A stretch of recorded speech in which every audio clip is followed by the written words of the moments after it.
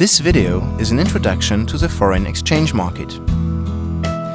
Every day, euros are being exchanged for dollars, dollars for yens, and yens for euros.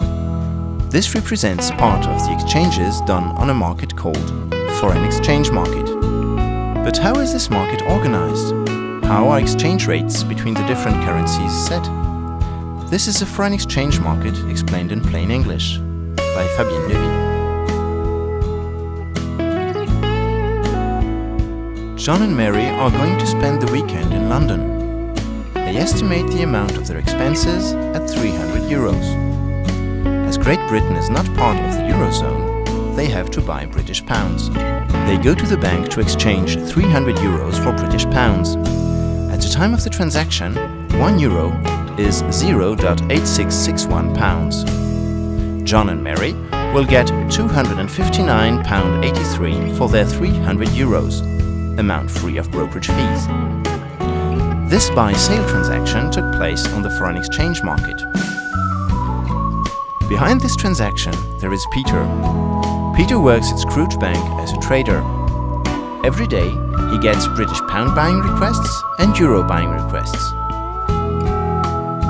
As for all goods, price, here the exchange rate of a currency, is set by supply and demand.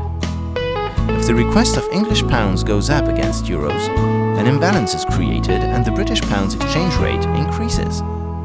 The British pound will get stronger compared to the euro. Watch out! Tourists are not the only actors on the foreign exchange market. Goods and services companies, states, investors, and even speculators act on the Forex.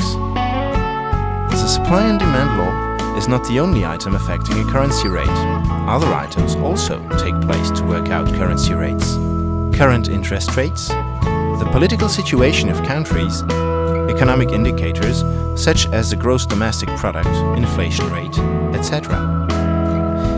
Be careful, this is only true in a floating rate system, a notion to be discovered further in this course. To summarize, the foreign exchange market is made up by the set of buy-sales and loan-borrow transactions.